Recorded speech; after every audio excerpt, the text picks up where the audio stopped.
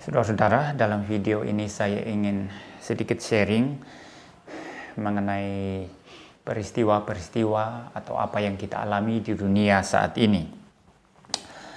Dimulai dari tahun 2020 yang lalu, wabah COVID, virus corona atau penyakit COVID-19 itu melanda dunia dan itu membatalkan begitu banyak pekerjaan, begitu banyak rencana, menjadikan ekonomi lesu, menyebabkan banyak orang kehilangan pekerjaan, menyebabkan banyak orang kesulitan keuangan, kesulitan ekonomi dan lain sebagainya, saudara. Dan terutama kita di Indonesia, ketika memasuki tahun 2021 itu diawali dengan bencana kecelakaan pesawat terbang, ada banjir, tanah longsor di Jawa Barat, ada banjir di Kalimantan, di Manado, di Sulawesi Utara, kemudian gempa di Sulawesi Barat, dan peristiwa-peristiwa bencana semacam ini memang akan terus terjadi, saudara. Dan bagi saya ini sebetulnya menjadi satu tanda bagi kita orang percaya bahwa memang kedatangan Tuhan Yesus Kristus itu sudah semakin dekat. Kedatangannya sudah semakin dekat, saudara. Dan oleh karena itu, kita sebagai orang Kristen harus waspada, siap sedia, bertekun dalam kesalehan, dalam kesucian, dalam kebenaran Tuhan. Bertekun dalam pemberitaan Injil,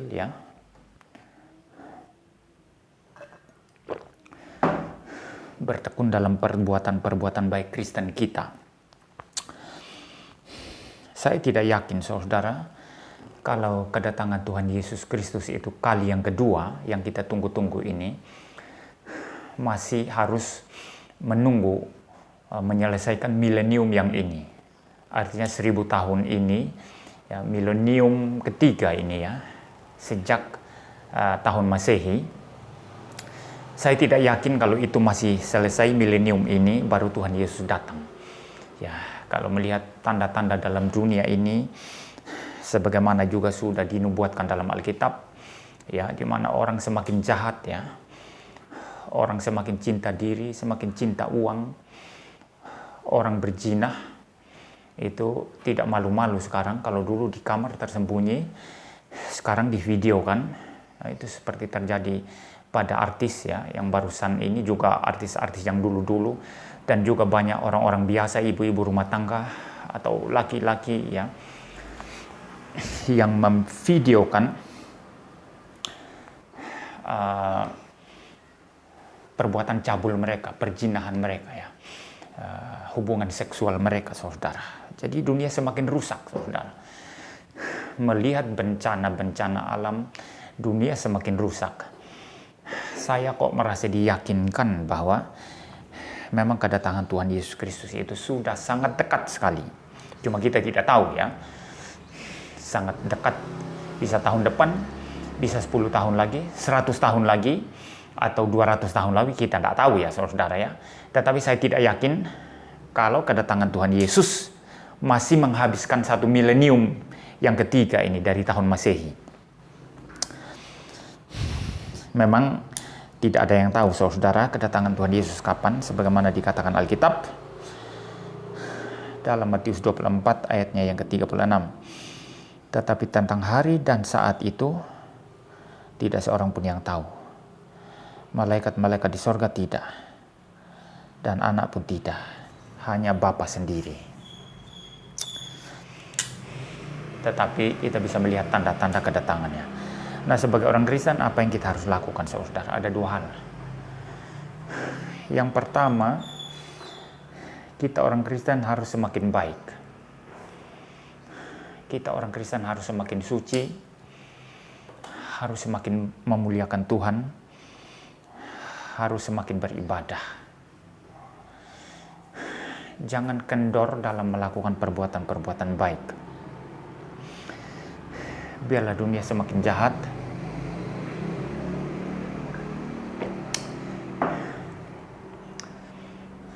biarlah dunia ini semakin tidak baik, orang jahat semakin jahat, tapi kita harus semakin baik.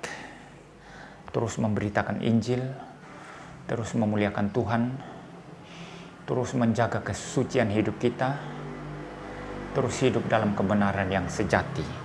Saudara, itu yang pertama. Yang kedua, saudara, kita harus tetap bekerja. Walaupun seandainya kita tahu Tuhan Yesus akan datang esok hari, kita tetap harus bekerja sebaik mungkin di bidang pekerjaan kita masing-masing. Apakah Anda dokter? Apakah Anda perawat? Apakah Anda tukang sampah, pedagang, orang bisnis, guru, pendeta, politisi? Kita tetap harus bekerja dengan sebaik mungkin. Di dalam pandangan Kristen, terutama dalam teologi reform, tidak ada pekerjaan rohani dan sekuler. Semua bersifat rohani. Jadi apapun pekerjaan Anda, asal itu bukan pekerjaan yang mengandung dosa, atau bukan pekerjaan yang berdosa, seperti melacur, mencuri, dan lain sebagainya, kerjakan itu sedemikian rupa untuk kemuliaan Tuhan. Walaupun kita tahu, seandainya kita tahu Yesus akan datang besok, sebagaimana dikatakan oleh Bapak Gereja Agustinus dan juga Martin Luther kalau saya tidak salah, mereka mengatakan seandainya Tuhan Yesus datang besok, hari ini saya masih akan menanam pohon apel jika memang pekerjaan saya menanam pohon apel. Itu kata mereka, saudara. Jadi kita bekerja sedemikian rupa di tempat pekerjaan kita masing-masing. Saya sendiri, saudara, kalau saya tahu Tuhan Yesus akan datang besok, seandainya saya tahu hari ini saya masih akan khotbah sebaik mungkin, akan tetap melakukan tugas pekerjaan saya, ketimbang menarik diri lalu bersembunyi di kamar lalu berdoa menanti Tuhan. Itu bukan cara Kristen. Tetap kerjakan pekerjaan saudara masing-masing di bidang saudara, ya, dengan sebaik mungkin, ya, sesuai dengan panggilan saudara-saudara, untuk kemuliaan Tuhan, untuk menyenangkan Tuhan. Dan jangan lupa, semua yang kita kerjakan sekarang, bidang apapun itu, sebagai orang Kristen untuk kemuliaan Tuhan, akan mempunyai signifikansi yang besar sekali di dalam langit dan bumi yang baru nanti. Nah, langit dan bumi yang baru nanti itu adalah langit dan bumi yang sekarang ini, yang diubah oleh Tuhan, diperbaharui oleh Tuhan. Dan setiap yang kita kerjakan di dunia ini, apapun itu, Anda dokter, politisi, bisnismen, guru, tukang sampah, semua mempunyai signifikansi dalam langit dan bumi yang baru. Saudara, langit dan bumi baru bukan di awan-awan sana, bukan di negeri antah berantah, bukan di satu tempat yang kita tidak tahu, tapi langit dan bumi ini yang sekarang ini, yang diperbaharui oleh Tuhan. Maka ada hal-hal pencapaian kita orang Kristen di dalam mandat budaya, ya, di dalam pekerjaan kita untuk kemuliaan Tuhan, yang akan terus berjalan dan tidak dihancurkan oleh Tuhan. Yang dihancurkan adalah dosa, pekerjaan manusia yang sombong dan berdosa yang memberontak kepada Tuhan, itu yang dimusnahkan. Tetapi semua pencapaian yang baik dari orang-orang Kristen dan orang-orang percaya akan terus berjalan. Musik-musik yang indah, yang baik, him-him yang baik, yang indah yang dihasilkan orang Kristen akan terus tetap kita nyanyikan di dalam langit dan bumi yang baru nanti, yaitu langit dan bumi ini yang diperbaharui oleh Tuhan. Maka seandainya kita tahu Tuhan Yesus datang besok, tetap kerjakan pekerjaan saudara. Kalau ada politisi, tetap berpolitik dengan baik. Kalau Anda dokter, tetap bekerja dengan baik. Kalau Anda guru, tetap bekerja dan sesungguh-sungguhnya. Saya sendiri akan tetap bekerja sesungguh-sungguhnya. Saudara, setelah saya divonis penyakit jantung, selama 3 bulan ini saya bergumul bagaimana berjuang untuk recover kembali. Saya memikirkan kembali visi misi yang Tuhan berikan kepada saya untuk melakukan pelayanan, khususnya dalam gerakan kebangunan Kristen Reform, ya, GKKR. Untuk saya kerjakan, mana yang perlu dikerjakan, mana yang tidak. Karena saya tidak tahu umur saya berapa tahun lagi, saudara. Dan penyakit seperti ini, saya berharap Tuhan memperpanjang umur saya, sehingga saya bisa menyelesaikan seluruh visi misi yang Tuhan berikan kepada saya. Saya akan bekerja sedemikian rupa, ya, dan sesungguh-sungguhnya, dengan lurus dan taat kepada Tuhan, dan tidak kompromi untuk menyelesaikan seluruh apa yang Tuhan berikan kepada saya. Walaupun saya tahu Tuhan akan datang tahun depan, seandainya saya tahu, atau Tuhan akan datang 1-2 tahun lagi, saudara, ya.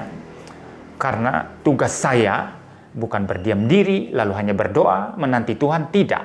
Tugas saya adalah bekerja sampai titik penghabisan untuk memuliakan Tuhan, sampai kita semua nanti masuk ke dalam langit dan bumi yang baru, yaitu langit dan bumi ini yang diubah, diperbaharui oleh Tuhan, di mana Kristus akan menjadi kaisar raja di atas segalanya, yang memerintah kita semua, dan kita akan puas selama-lamanya bersama-sama dengan Dia.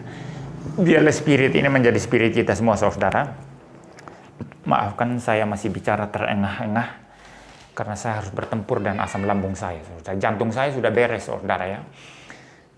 Tapi asam lambung saya ini tidak mau kompromi, saudara. Jadi sering naik dan membuat saya sesak, ya, membuat saya berbicara terbata-bata begitu. Sebetulnya saya sudah siap khotbah minggu lalu, saudara, tapi ada pertimbangan-pertimbangan lain yang menyebabkan saya menunda untuk kembali berkhotbah, ya, pelayanan di gereja itu mulai tanggal 14 Februari nanti. Jadi hari-hari ini saya isi kegiatan saya dengan hal-hal yang bermanfaat, ya, sambil saya sedikit rekreasi untuk memulihkan seluruh kesehatan saya, baik tubuh maupun mental, saudara, setelah sakit jantung ini.